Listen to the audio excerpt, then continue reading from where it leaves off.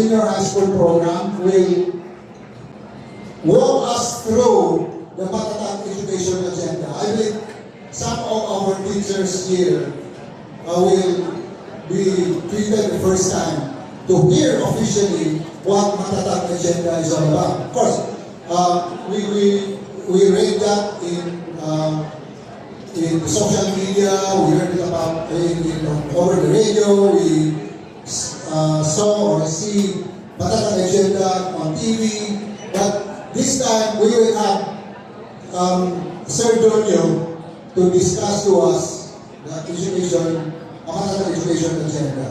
Sir Ismael Litnit, like I said, we'll discuss the partnerships program and the Brigada Eskwela program. And Sir J.R. Dugalan will discuss the BTS.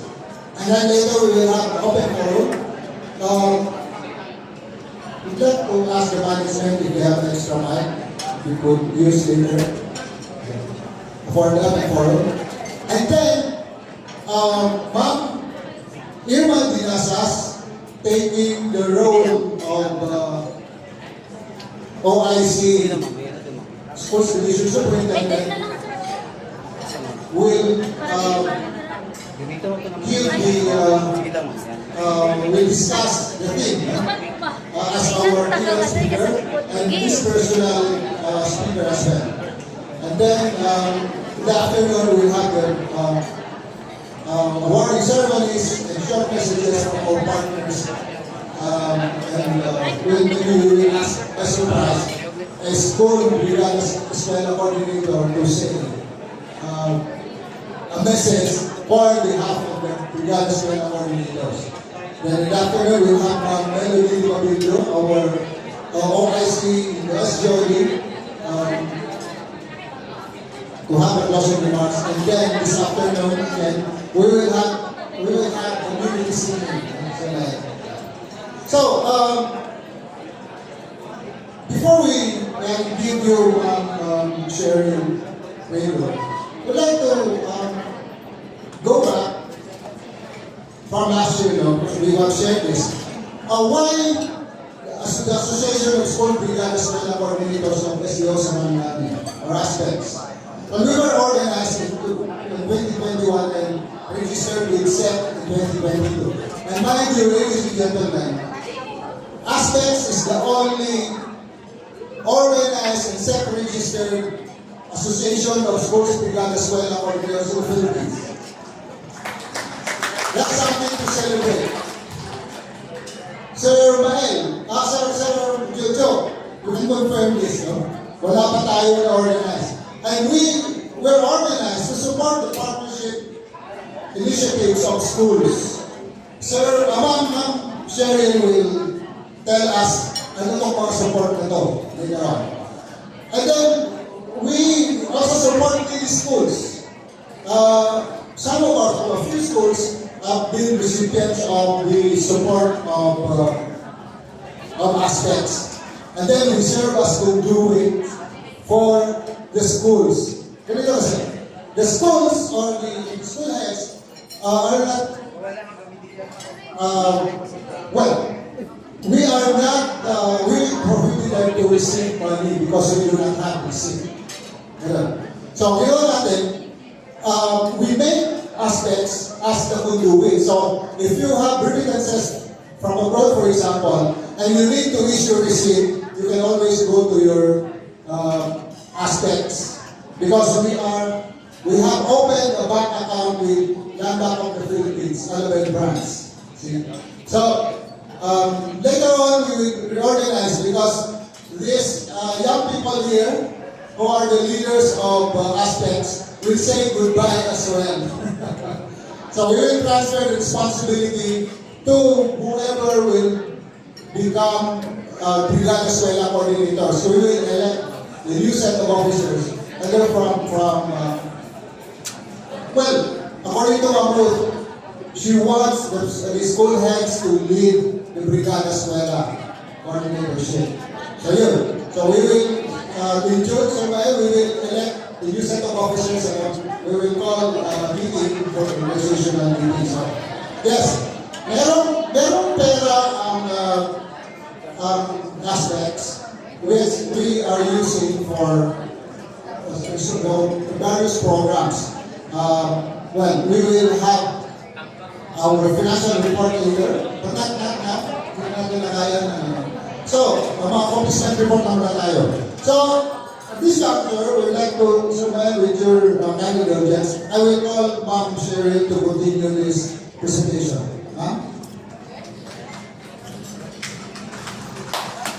Thank you very much.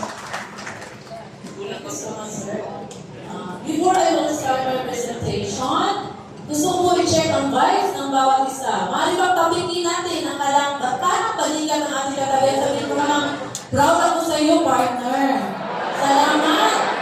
At nandito ka ngayon. Di ba? Okay, good vibes lang. Tsaka sabi nga ni SDS natin, chill lang. Happy, alive, enjoy life, while young. Okay, thank you so much, sir. Once again. My courtesy and respect to our division personnel headed by our SDS and Ruth L. Stasio, to the district heads, school principals and BE coordinator, and also the associate or alternate BE coordinators of the different schools. Saludo po ako sa inyo lahat. An American poet once said, "Unity is strength. Where there is teamwork and collaboration, wonderful things can be achieved." And so the birth of the Association of School Brigada, Escuela Coordinators, and Schools Division Office of Sarangani are known as Aztecs. So pinashorten siya, pero kanina maraming kahaba talaga ng name doon sa check, kaya pasensya na po. So on behalf of the team, I am humbled and honored to present to you our accomplishment reports from school year 2021 up to present. First in line, we have the 20 pesos for a cause. We generated amounting to 43,117 pesos. So ito po yung 20 pesos ninyo, kung naalala ninyo, pinadala niyo po ito sa GCash ng mga aspect officers ng Sarangani Division. So saan po napunta ang ating 20 pesos? Akalain nyo sa 20 pesos na naitulong nyo, umabot ito ng 43,117 pesos. So, this amount used for the flood control project of Ticolab ES.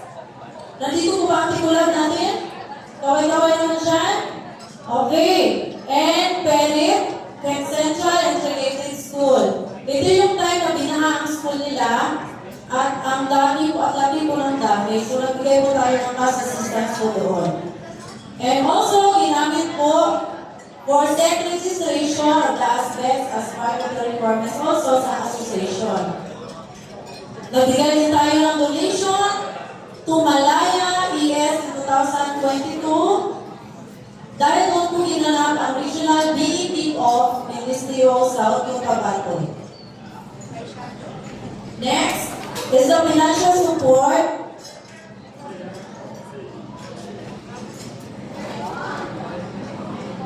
to Kalpungal, alright, tama bang pag-pronounce? Kalpungal or Kalpungal, ES, the Maasin 1 District for the purchase of generator, fuel for metal, forming and welding works of the Friends of Home donated for classroom building project in 2022. This time po, nahihirapan po silang ma-transport po ang kanilang mga materials papunta po sa taas kasi malayo po yung ating Kalpungal ES. So, as you can see on the screen, nandiyan po ang ating pinakamahal na SDS together with Sir Martin and the ASPEC President in the person of Ma'am Lily. So, sila po i-turn over po nila sa school head ang pera po. Next, another financial support to Sitio Lanao IPIS o Malapatan 1 District for the hauling of materials and equipment for the Juan Meralco Foundation School Solar Electrification Project in 2023. So malaking tulong po ito kasi ito, yung school nila ay wala talagang kuryente po.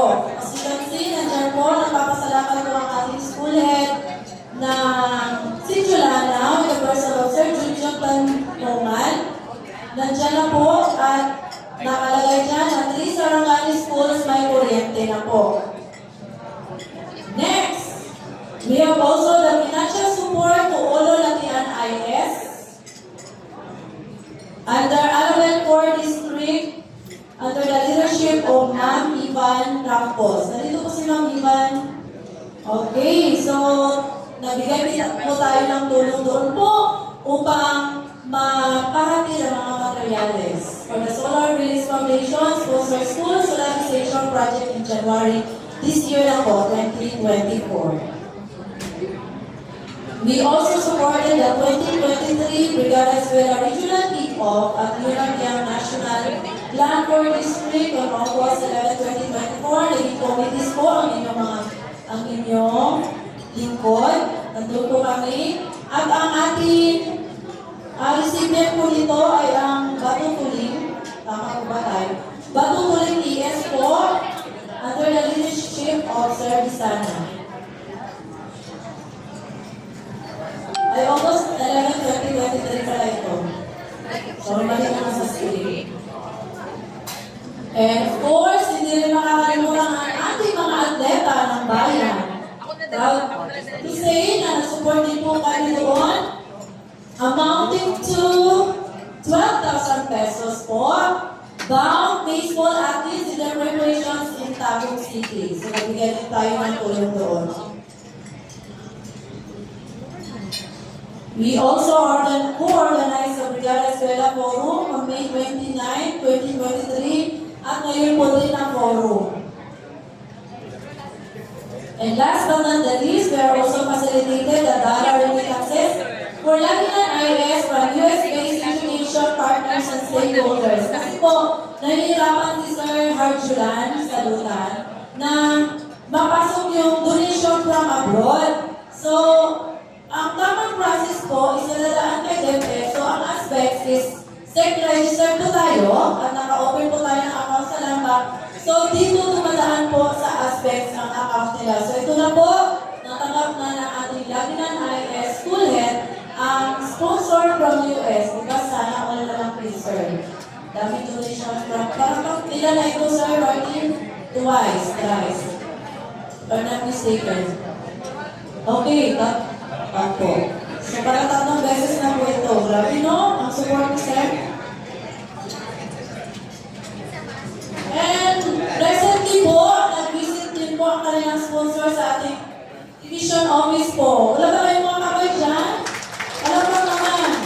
So, baka naman Sir Arjulan. Maaari mo kaming ay sa Latinan mismo po together with our superintendent and okay, so may mga donors dyan, lalo na abroad. Huwag kayong atubiling. Contact po ang aspects. Kahit na iiwan na namin dito sa mga non-teaching, feel free to contact sa Romy Market po kung nahihirapan kayo may pasok ang dollars from abroad. Okay, so on behalf of the Association of School Brigada Escuela Coordinators of Mr. Sarangani, I would like to thank our father in this event, Sir Romeo Martin. Thank you, sir, for guiding us in this journey. Without this support, we will also have a hard time accomplishing this. And also your support to all the media coordinators. Always remember, my dear colleague, in Galatians chapter 6:9, let us not become weary in doing good, for in due time we will reap a harvest if we do not give up. Hindi man ito nakikita ng ibang tao, but God is always watching us. That's the end of my presentation. Once again, thank you very much. To God be all the glory. And thank you so much, Ma'am Cheryl Benigor, for presenting the accomplishment report of aspects.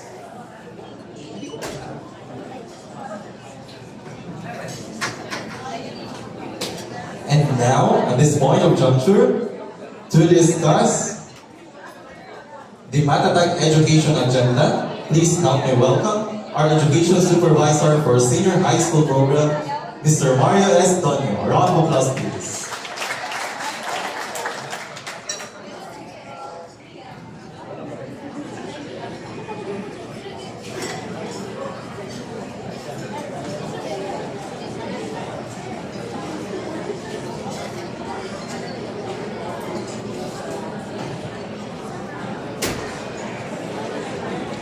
Okay. Thank you so much, Sir Ali and Sir Ruby. My greetings of great morning to the great students and other personals of Sarangani Division. Maaari ba natin palakpakan ang ating mga sarili? Dahil tayo ay nakarating dito sa venue na ito very safe and sound. And I hope that our stakeholders are already coming on their way. And even before they will arrive, dahil kailangan natin umpisahan ang ating dapat maumpisahan ngayong umaga nito. So I'm going to deliver my task. This is about the curriculum, the new revised curriculum of DepEd, which is the Matatag curriculum. Are you all ready? And I know that this is not your first time to hear this, but ibang version po ang i-deliver ko sa inyo. Although I am using the same material as what our Vice President acknowledged that our Deputy Secretary, Madam Sara Duterte, had presented during the national orientation of Matatag. So ito po yung same material na ginamit niya. But however, this one is customized a little, slightly customized for socks. So, itong Matatag curriculum,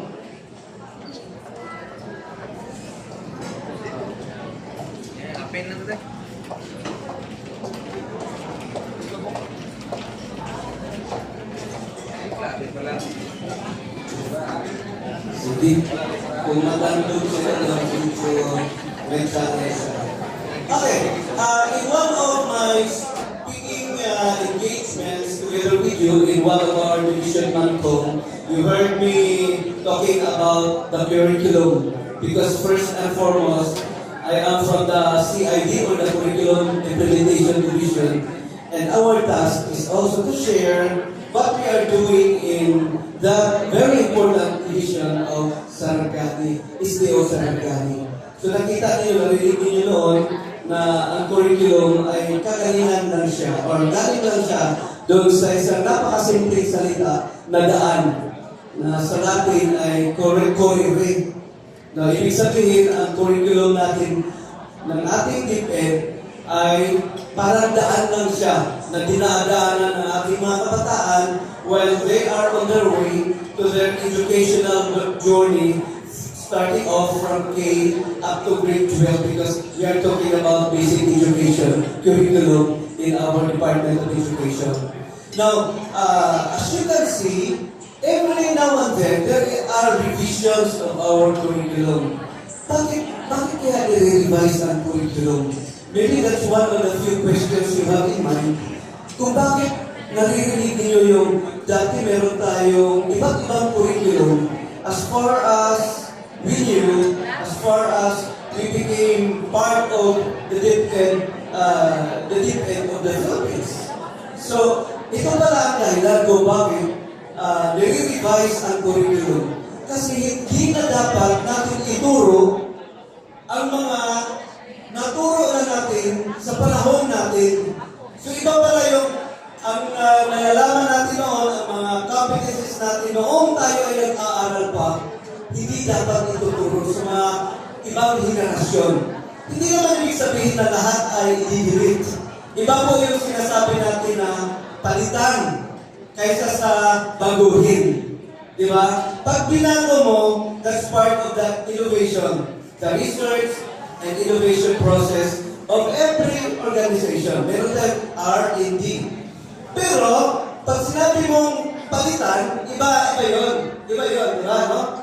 Like, for example, partner natin, kung nung bata pa tayo na meron tayong boyfriends, saka girlfriends, so sinabi natin, palitan na kita. So, bago na, wala na siya. Pero ang curriculum, hindi palitan. Babaguhin lang. Meaning to say, there are still competencies taught many years ago na ituturo pa rin natin hanggang ngayon.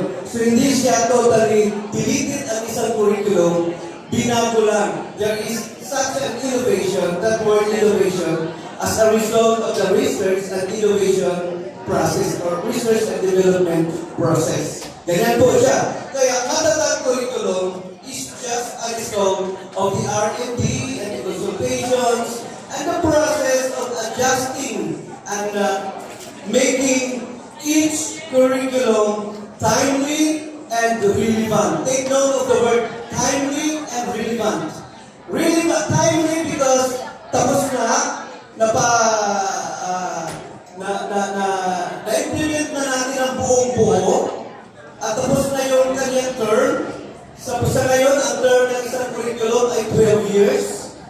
So, after 12 years, there must be a review. And after 12 years, there must be a change. If change is relevant. And at this point of time, change is relevant because the relevancy of the curriculum goes along with what are the needs of our learners. Yung need pa ng learner natin noon na pwede tayo yun ay pareho lang ba ng need ng mga kabataan ngayon? Hindi na. The answer is no. So, kailangan may change. Kailangan may adjustment sa curriculum to suit the needs of the current generation na mag-aaral natin sa ating mga paaralan. So, yan po ang dahilan kung bakit meron tayong tinatawag na matatag curriculum. And if you look at our slide, meron tayong battle cry. May mga battle cries tayo talaga. And at this point of time, our battle cry is bansang makabata. So, learner-centered category. At ang bata makabansa, dahil ang mga bata na dapat makapagtapos sa matatag curriculum ay isang patriotic a citizen that loves his or her country, the Republic of the Philippines. And so, our curriculum has to change. Looking at this slide in front of us, for K-12 curriculum implementation, we started in the year 2011, just a school year of 2011 to 2012. And that's the first year of our kindergarten curriculum implementation. Isang taon na isang grade level, yung kindergarten na muna ang i-implement natin. Lahat, no, mass implementation of kindergarten in the year 2011 and 2012. Pagkatapos ito progress siya, pero nang i-implement ang grade 1, simabay si grade 7. Si grade 1 i-implement grade 1 up to 6, pero sinabay si grade 7 up to grade 10. Pagkatapos, so in 6 years, natapos ang tatlong key stages. Yung key stage 2 and 3 and key stage 4. Two key stages, 1 and 2, kasi hindi kasali si kindergarten as key stage. 1 to 3, 4 to 5, dalawang key stages, and then the third key stage, which is 7 to 10. So yan ay na-comply natin in the school year 2015-2016.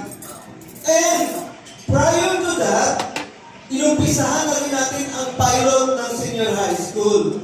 In the year school year 2014 and 2015, nag-umpisa na ang piloting of senior high school. Kasi ang regular implementation of senior high school happened on the school year 2016-2017 up to 2017-2018. Kasi 2 grade levels. And our first batch of senior high school graduates, graduated in the year 2017-2018. So yan po siya. But that is not the first batch of our K-12 graduates. Because our first batch of K-12 graduates ay graduate ngayon 29 at 30 sa ating end of the school year rise ngayon. Sila yung pinaka 12 years na nag-umpisa sa K at nag-12 years sa ating K-12 curriculum. And timely and relevant na sinabi ko kanina, nakuha niyo yung picture natin? O, na hindi pala yung 2017 at 2018 ang real K-12 graduates. Sila ang tinatawag natin senior high school graduates saan? Pero our K-12 graduates who went to our K-12 schools in 13 years ay mag-graduate pa lang this school year 2023 and 2024. So, this is a historic K-12 graduates. Itong nandito na yun. Sabihin niyo sa kanila, kayo ang historic K-12 graduates ngayon sa K-12 curriculum. At bakit natin papalitan? Kasi sabi ko, timely and relevant, papalitan na natin ang K-12 into matatag curriculum. At bakit natin papalitan? It is because of the fact na ang need ng mga kabataan ngayon nagbabago na. Technologies has changed. Nag-change na ang technology natin. Do you agree with me? Were you able to shape up with the changes of the technology around us? We are trying to shape up with the technologies around us. But mas mahirap, di ba? Mas mahirap sa atin. Because we are immigrants to these new technologies. Ang totoong natives ngayon, ang totoong digital natives, ay yung mga nagmag-aaral natin sa K-12 ngayon. Pero yung nasa grade yun, aalis na sila. And they will go to the higher education, they will go elsewhere, may marami silang choices, pwede silang magtrabaho na kaagad, pwede silang mag-negosyo, pwede silang ano ba tawag doon yung middle level skills training, yung mag-proceed ng training after sa grade 12. Mag-proceed ng TESDA training after grade 12. That's middle level skills training. So, babaguhin natin o hindi? Kailangan natin baguhin. That's the answer. And that is why, a few years ago, the review of the current curriculum is the K-12 curriculum. And the first batch is graduate pa lang. Tapos, there will be another curriculum that will come in. But it's not an overhaul of the curriculum. It's just a revised curriculum. Hindi naman grabe talaga ang ginawa. Okay. So, sa next slide natin, ito yung mga proseso na ginawa ni DepEd sa pag-revise ng ating curriculum. Hindi po siya basta-basta pinalitan lang na walang process. May input, may process, may output. Yung input dito are the result of the collaboration and contribution of many people, totaling to 1,168. And these people collaborated to revise the curriculum. Of course, DepEd is there. Mga DepEd specialists natin from the three governance levels, the central office, the regional office, and the division offices were consulted, were part of the consultation process. And also, the DepEd teachers sa school level. Nandiyan po ang ating mga school heads and ating mga supervisors. That includes our PCDs. Select people who were consulted, who were part of the collaborations and the contribution of ideas in order to revise the curriculum into the new curriculum, which is called the Matatag curriculum. But apart from DepEd personnel, we also have people from external organizations, including CSOs and industry personnel, and even government stakeholders, other agencies of the government. We're also consulted as to the updates on what is happening in the industry.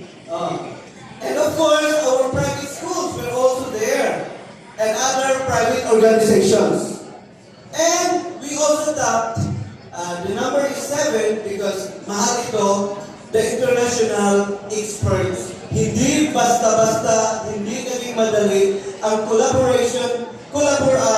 ating consultation process, ang ating process. These people are the inputs of the revision process, and in total again, to 1,100 people who contributed to the revision of the Matatag curriculum. Hindi basta-basta ang Matatag curriculum. At lahat ng curriculum na in-implement sa DepEd, they undergone the same process, the same inputs, the same process, and different outputs.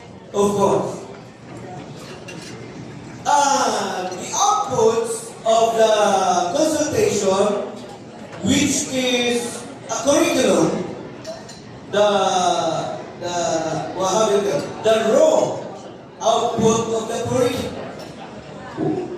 This material was subjected to a scrutiny, a very special scrutiny, using 4,843 respondents from across the walks of life in the Philippines, in the country.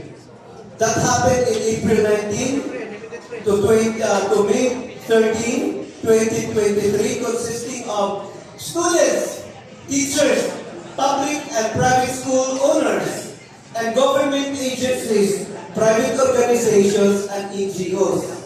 But these are not the same persons who are subjected to consultations. Ito na yung public na ito yung other group of persons. There are over 4,000 of them.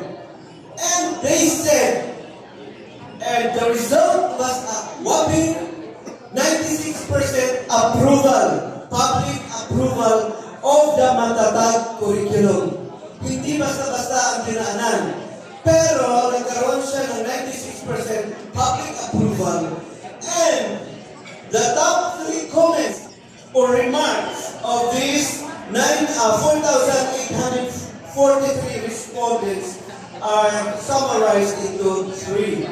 First, of course, is the Matatag curriculum is appropriate to our learners because it has clear and detailed goals and features, and it has good use of pedagogy and assessment. So, andyan ang pedagogy and assessment na very important in the implementation of our Matatag curriculum. We've been exposed to a lot of curriculum. We've been using these pedagogies, but each identified learning approach and teaching approach. This is part of the pedagogical approaches. Yan po ay dapat angkop sa competency na ituturo ng teacher. Kaya ito ngayon, ang ating Matatag curriculum has specified array of choices of pedagogical approaches that can be used by our teachers and learners as pag-learning approach. Si bata ang nakatuka yan sa bata, pag si teaching approach naman ay nakatuka yan sa instruktora ng pagtuturo ni teacher mula nung unang second na nag-step in siya sa kanyang classroom. That's the teaching structure up to ma-end ang kanyang session. So napakaganda, relevant to the needs of our generations, which are our learners in the plan. And another comment was, or is, appropriate to the learner's level. Age appropriate ang ating Matatag competencies. Because according to the consultation, generation, maraming competencies ang itinuturo sa current curriculum na ang sinasabi nila ay hindi siya developmentally appropriate or age appropriate sa mga batang nag-aaral in a particular grade level. So hindi maganda yan kasi hindi angkop sa kanilang pag-iisip at sa kanilang edad. Okay. Then the last comment is the Matatag curriculum is focused on literacy and numeracy skills. Ito yung, salamat Sir Jay. Thank you so much.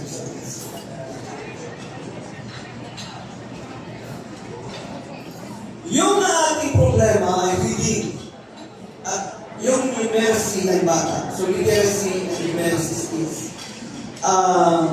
Ang ating curriculum ay focus on skills na makakatulong sa pagbabasa at pag-compute ng ating mga kabataan. That's the focus. One of the main focuses or foci of our Matatag curriculum. Yung literacy and numeracy skills. So napaka-ganda, relevant siya because as to survey, ang daming mga bata natin ang nag-i-struggle when it comes to reading skills. Okay, we are very much guided. When we do the revision process of the curriculum, we are guided by the curriculum review findings, which was participated by over 1,000 of collaborators and specialists. So, kahit tayo sa findings na internally kung ano yung nakita, yun ang ating tinututukan. And, have you heard of PISA? Was it conducted in your school? At ano ang result? We are at the bottom 3 of PISA. Bakit bottom 3 tayo? Kasi hindi alam sagutin. Na-overwhelm ang ating mga kabataan sa type of questions that were given to them. Kakaiba. Because our learners were used to, anong use ng learners natin? They are used to answering multiple choice na ang STEM ay isa lang. Kung bibigyan natin sila ng isang buong sheet of springboard na mayroong mga pictures doon, may mga graphical presentations, may mga other forms of presenting the questions in a more sophisticated manner, wala natin na nila alam kung paano sagutin. So the result of PISA was, we are sa Philippine scenario, we are part of the bottom 3. Sino ang nasa bottom 3? Out of 17 regions, si Region 9, si Region 12, at si Barn. Oo. Kaya, alam niyo ba kung ano nangyari? Inutangan tayo ng government natin sa World Bank ng $111 million. Translated to billion, that's 5.1, more or less 5.1 billion pesos. The amount changes with the exchange rate, of course. Ganito kalaki, 5 billion ang utangin para sa tatlong divisions lang. Because we're part of the bottom 3. So, yung palang kakulangan natin is every need is an opportunity to give. You believe in that, every need is an opportunity to give. And this is an opportunity to give, for them to give to regions 9, 12, and Barn para magkaroon ng isang program, and that program is TCEP, Teachers Effectiveness and Competency Enhancement Program. Ang effectiveness ng teachers sa classroom, tututukan through this TCEP program. At yung competency teacher i-enhance through this program. Sino mag-avail nito? Siyempre, nandiyan si master teachers and select teachers o saan nangyayari ang may problema sa reading and numeracy. Mostly sa mga last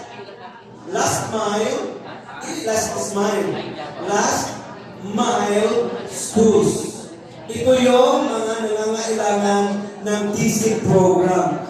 And soon, magkakaroon tayo ng pagpupulong at pagtitraining ng mga master teachers at saka mga select teachers of deep schools located at the remote areas of Sarangani and the 3 divisions of SOCs identified as the bottom 3 when it comes to PISA. What is PISA? Program for International Students Assessment. So PISA. Yun po. So, apart from those two, Matatag Education Agenda is also serves as our jumpstart or our basis for creating the Matatag. But this will be discussed later in a separate slide deck. Okay. Since we have now on hand, meron na tayong Matatag curriculum, kailangan natin tingnan kung ano ang mga features. Ano ba ang mga special features ng Matatag curriculum? And we have identified 7 features from A to 10. Kasi ang 11 at saka 12 on the way pa. Pero part na rin siya kasi K to 12. Every curriculum should be K to 12 as mandated by anong law in the country, Republic Act 10533. That's the K to 12 law or Enhanced Basic Education Act of 2013.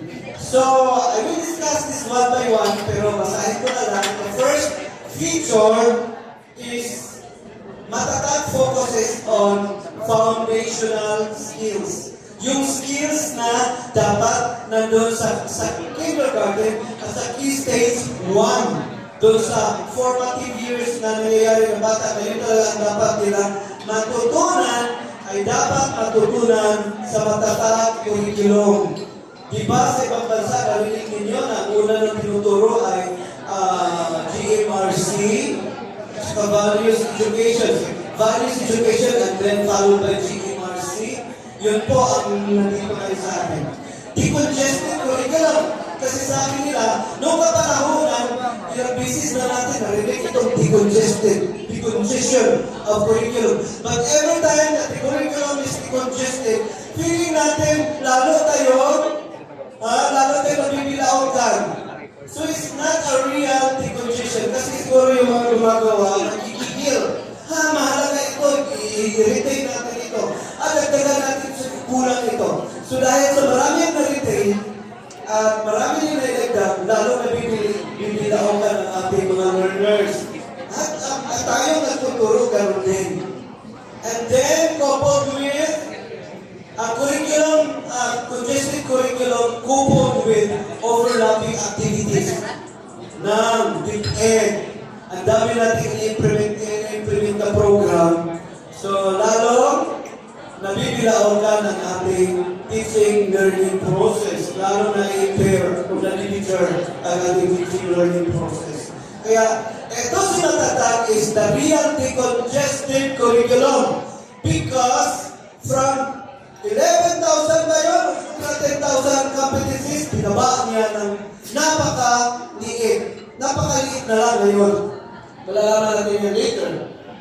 And then, balanced cognitive demands. Kasi yung age appropriate, nababalansin niya yung ano ba yung demand ng pag-isip ng bata? Bakit mo bibigyan ng highfalutin ng mga words? Bakit mo bibigyan ng mga competencies na hindi appropriate sa specific grade level? Tama? Yes! So, Matatag curriculum is now looking after the effects or eradicating the effects of these not age-appropriate competencies na itunuro natin sa maling edad ng bata. Next is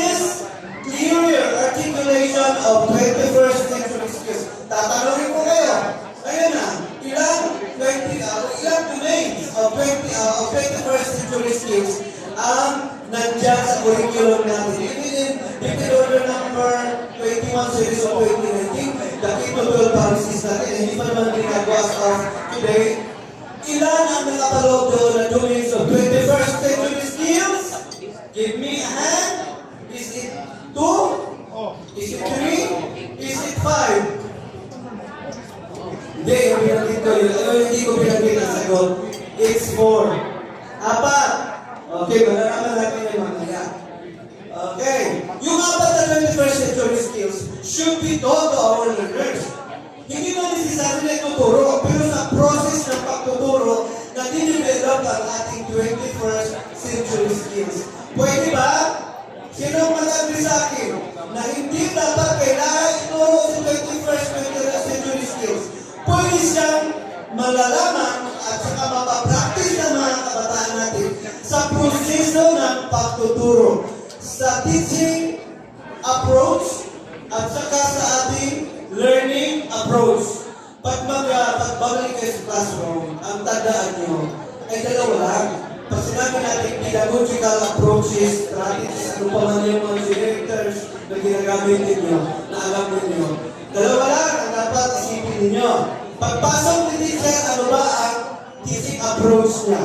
Pag sinabi yung teaching approach, ano ang structure of teaching niya? Mula sa umpisa hanggang sa matapos niya ang teaching learning episodes. Bawat episode ay may kahulugan at may purpose, and each episode should be seamless. Hindi halata na nagbabago. Tuloy-tuloy lang. Pagkatapos, nandun yung kitang-kita ang istruktura ng pagtuturo. And si learner naman, papasukan niya ng tamang approach of learning. Teaching and this learning, tamang approach ng learning, ang competency or objective na inaaral niya for that particular session. Ganyan po yan. Next is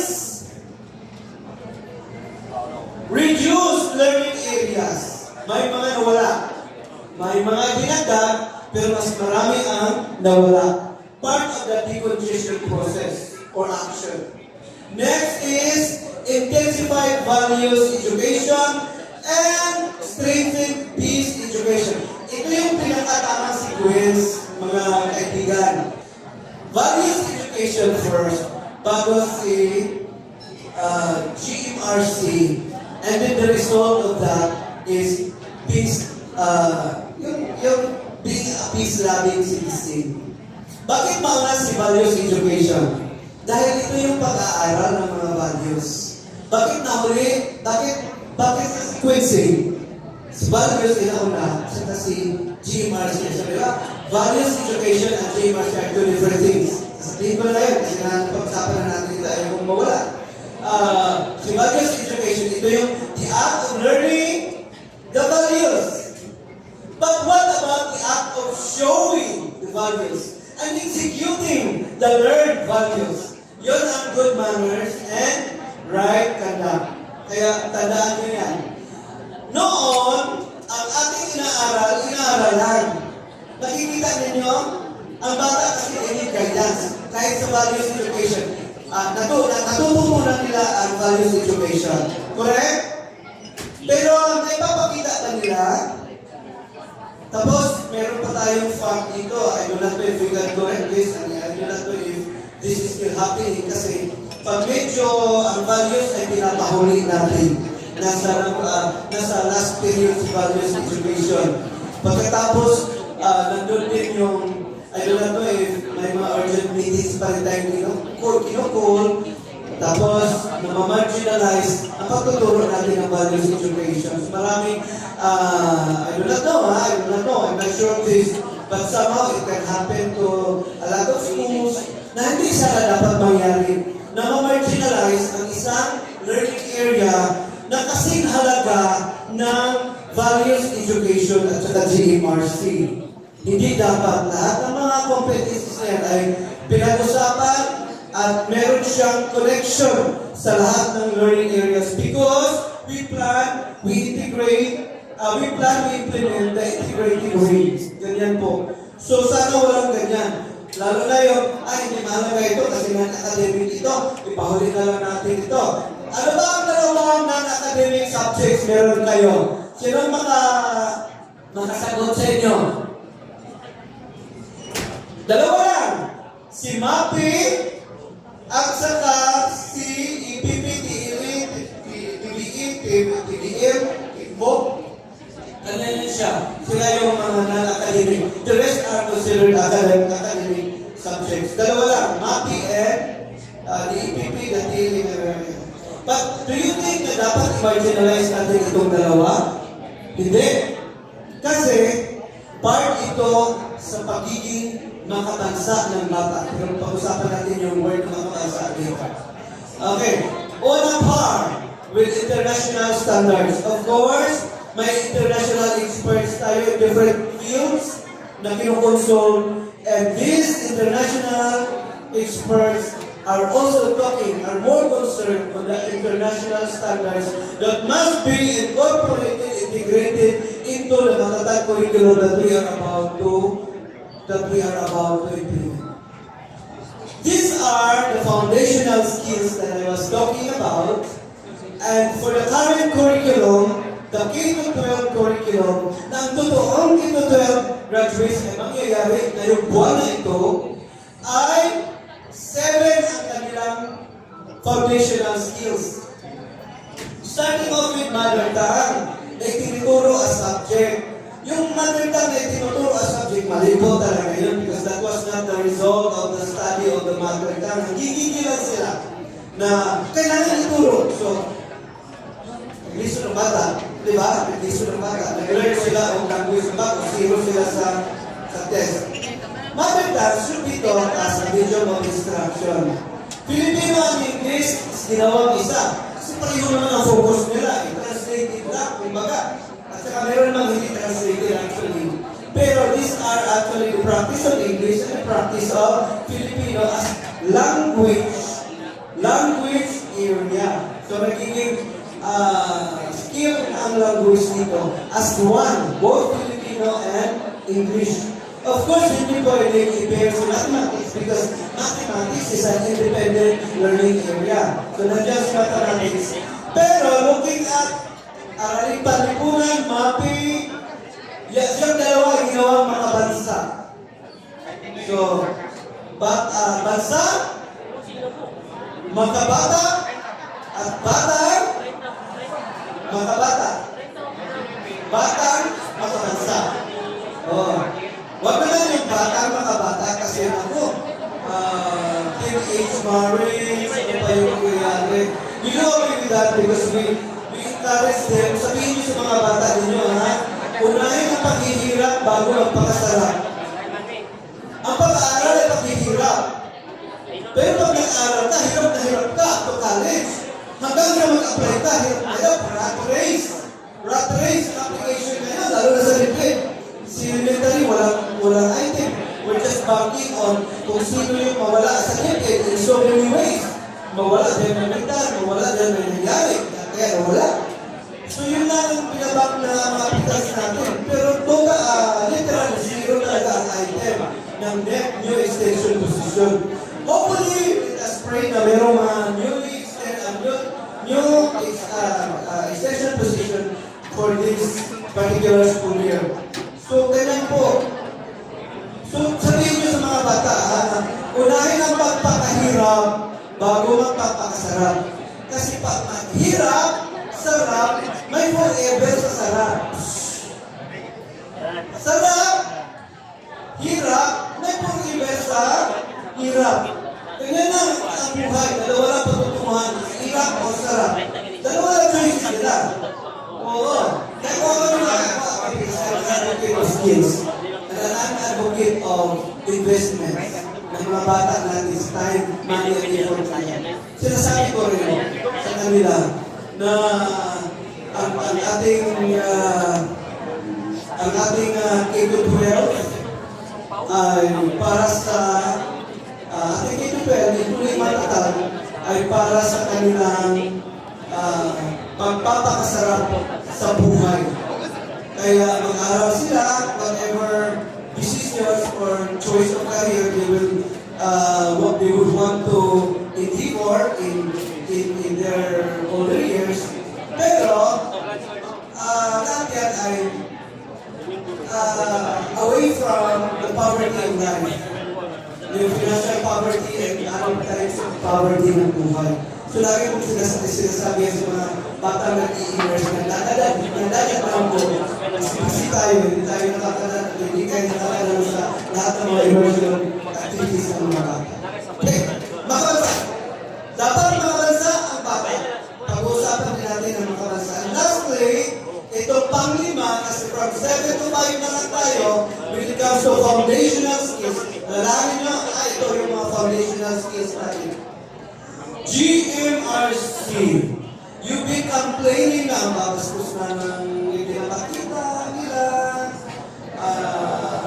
coupled with irresponsible use of internet, yung mga ganyang problema. I think Matatag curriculum is there to correct such problem. So, dapat mayroong good manners and right conduct na kung ano man inaral nila sa classroom na values, papakita nila through or by means of GMRC. Okay, makabansa! Ito yung ating makabansa. Pag sinabi mo makabansa, ang pinaka-description ng bata ay aktibo mag-aaral.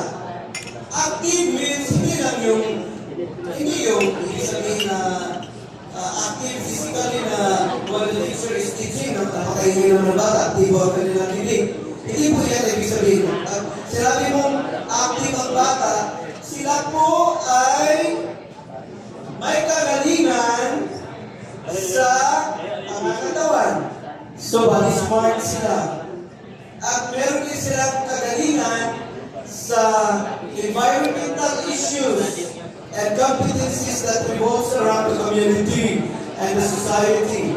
Kaya si Sidika ay nandyan.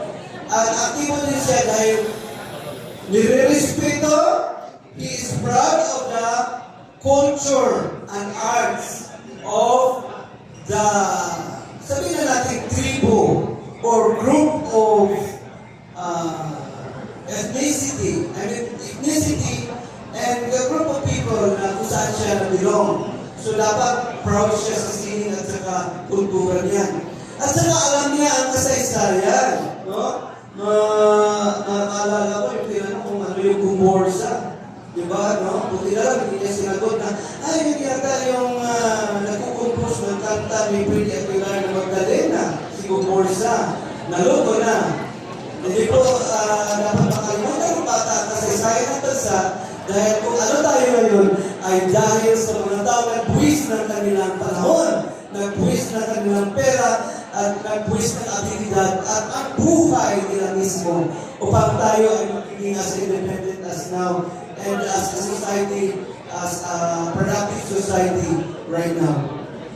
Okay, as you go further from this framework, nandyan yung abilidad ng bata ng pagkamalusog, pakikipag-ugnayan sa kapwa, pagkamalikhain, creative, at pagkakakilanlan. But apart from all of this, siya ay isang holistically developed na mag-aaral. Na yun ang pinaka-sentro noon. No framework ng K-12 is holistic development of the child. Pero ngayon, that embraces a child that is known for us na matatag na child is aktibong mag-aaral. With, of course, embracing na siya doon sa 21st century skills. Healthy ang bata. Resilient. Hindi lang matatag kasi matatag is literally it means resilient. Kayang lumaban sa hamon ng buhay. Kayang tumayo pagkatapos na matumba sa isang napakalakas na unos. At siya ay patriotic. Ibig sabihin, kapag ang Pilipinas ay lumalaban sa kung ano-ano mang patimpala, siya ay natutuwa. nag-cheer, nag-pray, na mananalo ang masaya sa mga pinapakita ng mga bata natin sa patriotic. At kung merong nagsasalita against our country, siya ay into the defense of our country. That's patriotic. And most especially being patriotic, ano ang dapat? Masunurin sa batas. Yun ang pinakamaganda sa isang batang patriotic, masunurin sa ating batas. Meron siyang awareness and pride of his or her identity. Proud siya kung sino ba siya. Hindi niya sinasabi na dahil isa siyang IP or isa siyang masculine, hindi siya proud sa kanyang sarili kasi hindi siya nasa majority. Every learner, every person in the country is a citizen, an important citizen of the country. Lahat tayo pantay-pantay. Kaya meron na tayong tribe people in the country. Next is, meron siyang knowledge and skills in fulfilling his or her duties as a responsible citizen, makatansa, and having the ability to contribute to the progress of his community. So tumutulong sa pagpapalago ng community natin. In what particular way? Pwede siyang tumulong sa pagpapa-implement ng batas na siya maging sakit ng ulo. Ganyan talaga ang ating mga makabansang bata at mga aktibong mag-aaral. Okay. Next is, ito yung ating 21st century skills. Pag sinabi ko, these are the 4 domains of 21st century skills. Kung hindi nyo ito maalala, alalahanin nyo through IMAX. Ano yung IMAX na yan? IMAX. Okay. Information Media and Technology Skills. Nandyan ang, siyempre, pinaka-highlighted si digital literacy. Yung mga kabataan natin, they can learn so easily using technology. Di ba noon, meron tayong reading, writing, and computing. Pero ngayon, may naidagdag na sa mga generations natin ngayon. Ano yung naidagdag? It begins with letter V. Viewing. They love to view. They love to view. So, kailangan na i-incorporate natin yan sa mga binuturo natin, sa proseso natin, na kailangan mag-review sila. Ayaw nila nung nag-i-imagine lang sila parati. Hindi pwede yung imaginary learning. Dapat may viewing. So, aktibo ang mga materials, ang functional ang mga materials na ginagamit. Kaya, yung sa Smart, napakaganda po niyan. That is timely and relevant for our learners, for the generation that we are catering in the curriculum that we're about to implement, especially, kailangan nila yan. Next is learning, responsible use of every platform of the internet, of the information superhighway, yung internet natin, dapat may responsible use. At saka, 21st century skills, they should be able to filter information because of nagdipana na ang mga fake news, nagdipana na ang mga misconceptions. Dapat ang learners natin should be taught how to open scholarly sites whose informations are filtered and whose informations are true and useful to them. Learning and innovation skills. Alam nyo, itong skill na ito is pera. When you learn and you'll be able to innovate something, magkakapera ka. Lagi ko sinasabi yan. Yung innovation skills ng bata, kung meron siya ng mayaman, magiging millionaire siya. Pag hindi naman kailangan mag-discover, kasi noon, ang ginagawa natin is we discover things, and there are a lot of discoveries already. What about now? Kasi we have an array, puno-puno na tayo ng mga produkto. Titignan na lang ng bata kung anong feature ang pwede idagdag sa produktong ito para makapirahan niya na hindi siya ma-hit sa intellectual property, especially sa patent of that product. So innovation, kuha na siya, pag nagiging innovative na yung product, sa kanya na yun. Sa kanya, sa pera na yun.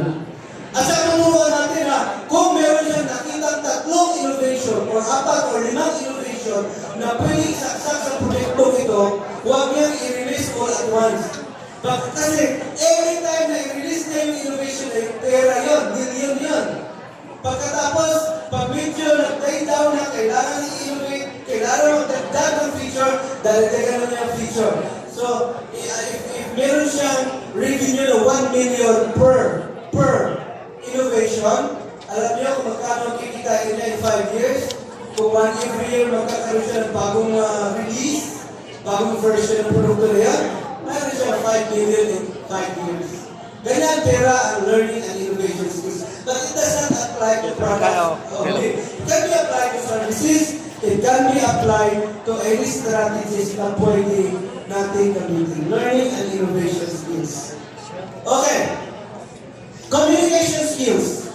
Naniniwala ba kayo na once you are an effective speaker or communicator, half of your work is done.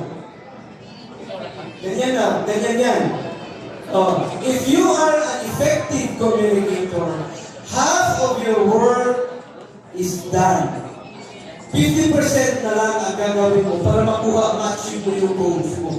That is if you are a good communicator. You are an effective communicator. How can you be an effective communicator? Naiintindihan ka. How can you be an effective communicator? You make yourself convincing. Meron kang mga stories to support your communication, your techniques, your content. So mga ganyan. Then, life and career skills. Ginagawa na natin ito actually. Every competency in depth is important once it is integrated to another learning area. Hindi pwedeng independent sa English. Lagi ko sinasabi siya, if you hear me once or twice or twice. Sino ba ang gusto bumili dyan ng adjective ninyo? Oo. Wala. Ayaw, palit mo superfluous. Wala bibili na superfluous. Wala bibili ng word na, meron mabintahan word na delicious. Pero meron bibili kahit peso walang bibili niyan. Okay. Once you integrate that into products, these English skills, competencies, these mathematical skills, the GMRC, papakita mo sa customer mo yung GMRC, plus, meron kang mga products to show the people, maganda yung communication skills mo, 21st century skills, graduate ka, nasa iyo, yung total package of the matatag curriculum, magbebenta mo yung produkto mo. Diba? Pero ano yung pinaka-produkto mo? Yung may relevance sa needs ng community. Hindi yung ipibigta mo yung mga adjectives. That will be part of your marketing skills. Yun. Kikita ka ng pera. That will be part of your numeracy skills. Kikita ka ng pera. Dahil may produkto ka. That will be part of your EPP, TLE, TICBOOK, TVL, whatever it is, na mayroong output na pwedeng ibenta. Kikita ka ng pera. Integrative ang treatment natin sa lahat ng mga learning areas. Kaya kami mga supervisors, we are not proud of our area. We are proud of our team. Because ang management namin is a form of teamwork. So ganyan po yan. Walang nakakaangat. Si TICBOOK hindi siya TICBOOK would be nothing without English, would be nothing without mathematics, would be nothing without GMRC, would be nothing with social skills learned in APP are part, AP and are part. So ganyan po siya. Life and career skills is focused on the future, orientation and thinking, and the resiliency and handling adversity of our learners. So ganyan po siya. But life and career skills is into, what did I say? Happiness. the forever happiness of our learners. Kasi pag nag-aral siya, angat siya, leader siya, supervisor siya, manager siya, na isang kumpanya, siyempre ang kanyang pamilya is happier than those compared to the balancers. Sino ba ang balancers sa society natin? Sino ba ang sabi ko balancers? Sila kisay katig sa tuwang society. These are the learners who fall along their educational journey. Na kung wala silang skills, walang sasalo. Kaya ituro niyo si EPP, ituro niyo si Matema, ituro niyo si Mapping. Itong dalawang na skills, huwag niyo i-marginalize. Kasi pagdating ng panahon, ito yung safety net ng mga kabataan. As important as this English, Science, Math, ARPA, etc., the academic subjects that we have, walang i-marginalize. Ito ang sasalo ng mga kabataan kung sila ay mahuhulog. So kung nahulog sila, nasa pamilya sila, nagkaanak sila ng early, hindi nakatapos, at least may skills sila na pwedeng sasalo sa kanila. Safety net ng mga bata yan. Pero balancer sila sa society. Hindi sila yung, kailangan natin sila. Alam niyo ba, kailangan natin ng mga balancers? Di ba yung nagiging uso ang kapag at other investments? Ang mahirap mag-hire ng mga mabuhay, mga lubig o ng rungke. Oo, kailangan natin sila. Even the industrialized countries, they need workforce. That's why they're importing from the third world countries like the Philippines. We are in need of workforce para maka-drive sa kanilang economy. However, if yung AI era, yung ating 5R, 5IR or 6IR, magiging implemented. Diba ko, kung may trabaho pa tayo. Pero the point that I'm putting across is that kung hindi sila makatapos ng eskwela, you become balancers of the society. Bahala sila. Hindi naman tayo nagkulang, di ba? At hindi tayo magkukulang. Sadyang meron yan 5 minutes left. Okay. Intensify values education. Sinabi ko na ito na values education, aaralin si values, and then ipapakita sa GMRC. At napakagaling ng magandang curriculum kasi ang ating curriculum ay talagang saksakan ng GMRC, yung pagpapakita ng good manners at right conduct. Peace education is there also. And it is there across learning areas. Hindi na siya subject, but part of every subject ng matatag curriculum. And then moving forward, ito matatag curriculum, maraming nagawa. Meron tayong pilot implementation, and we are proud of the division of Sarangani. Bakit ba talaga ito Sarangani? Lagi nilang pinipili. Noong kasagsagan ng implementation ng senior high school, ng planning ng senior high school, 4 of our schools in Sarangani conducted the piloting of senior high school curriculum.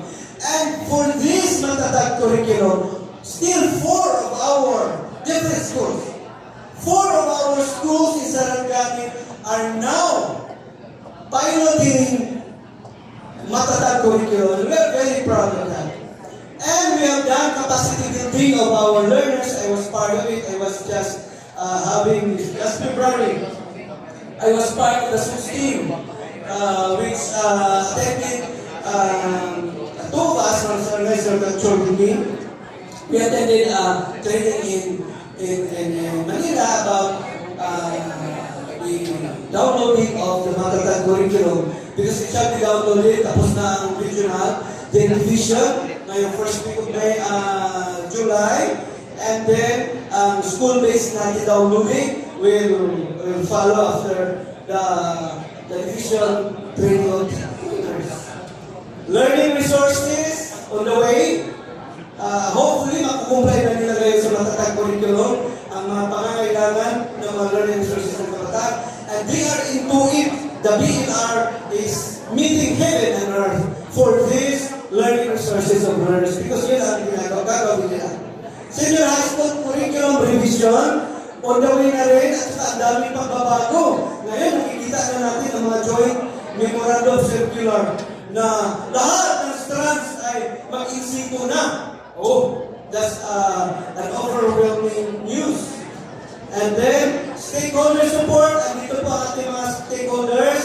Tatlo sa kanila ay color coordinated, nakapula. At ang isa naman, ang ating lady stakeholder, nandiyan na rin po. Para baka natin silang lahat. Thank you so much for coming. Hindi na zero ang aming activity sa Brigada Eskwela po. Thank you so much. Okay. Next is, kailan natin i-implement ang matatag. Kasi natapos na si Kito 12, yung 12 years. Papasok na naman ngayon sa matatag curriculum. This will be another 12 years. Ang first natin na graduate, na matatag graduate, bago mag-booking, bago masakit ng revision, hindi ko alam kung anong kasunod ng pangalan, hindi na matatag yan siyempre, ay sa 2035 at saka 2036. Marami nang wala sa atin na mag-retire na. But hopefully, that will be a better year for all of this next in line for us, not for us. So nakita ninyo ang first grade 10, matatapos siya sa 2027-28, and ang first batch of graduate ay nasa 27-28, 28-29, 2 years after ang first senior high school matatag graduate. So, sino mag-implement by June? Kinder, grade 2, grade 4, and grade 7. Sila po ang mag-mass implementation and will progress further into the higher grade levels. Ito po yun. Okay? Salamat sa pagpitik. So, by the time na meron tayong first graduate, by 2035-36, first graduate na 12 years or 13 years of matatag curriculum. Ano meron learners ang expected from this curriculum? Number 1 is prepare with strong literacy and numeracy skills. Siyempre, foundational skills siya. Equipped with 21st century skills. Nationalistic and globalistic. Hindi na alam si globalistic, but let's go turn to globalistic. Just pairing it with nationalistic. And really to succeed in life kung hindi mahuhulog na hindi makakatch ng safety net. Ano ulit yung safety net?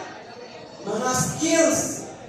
Skills na pwedeng services at saka outputs na pwedeng mabenta at mapakinabangan ng mga bata. Pilot implementation sa matatag curriculum. Itong matatag, ano nyo ito? Number 1, gawin natin relevant sa curriculum. Ito na curriculum. Matatag is relevant. Number 2 is TAG. Okay, ano yung TAG? Ibigyan ng mga tools and equipment ng mga bata, magagamit sa classroom, mga learning materials, learning resources, etc. That's the TAG. Yung mga provisional facilities, nandyan. The other TAG is of course on gagawin natin inclusive ang ating lahat pag-aaralin natin. And then, sa teachers, bigyan natin siya ng break. Yung G natin is, bigyan natin ng break sa teachers. Huwag natin siyang tatandugin. Hindi pwedeng tatandugin. Ang mga teachers sa June, mag-init sa group chat. Hindi totoo yan, ha? Huwag kayo mag-init sa group chat. At si teacher, as si principal, ay walang message sa group chat. Group chat is muted for 30 days. And then, tingnan niyo ang learning area, si matatag, ano nangyari? Kumonte ba ang learning area? The answer is yes.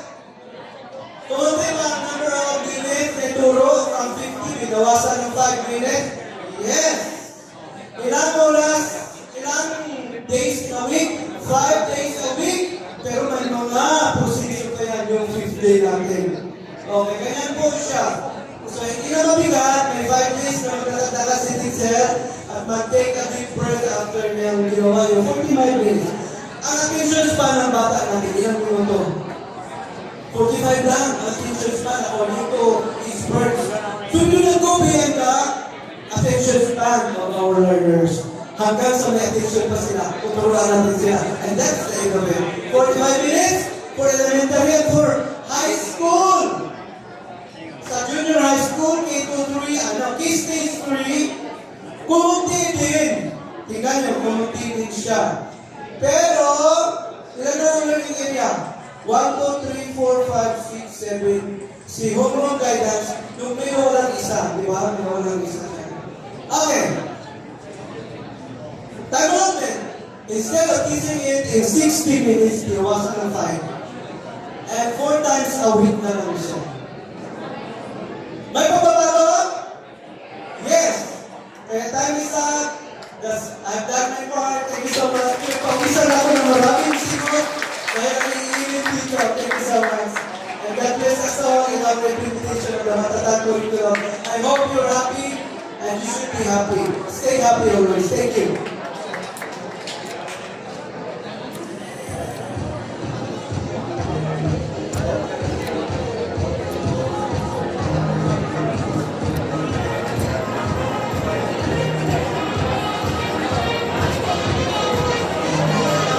Before you go down, sir. Thank you so much, Sir Mario Estonio, for discussing the Matatag agenda. Please stay on page. And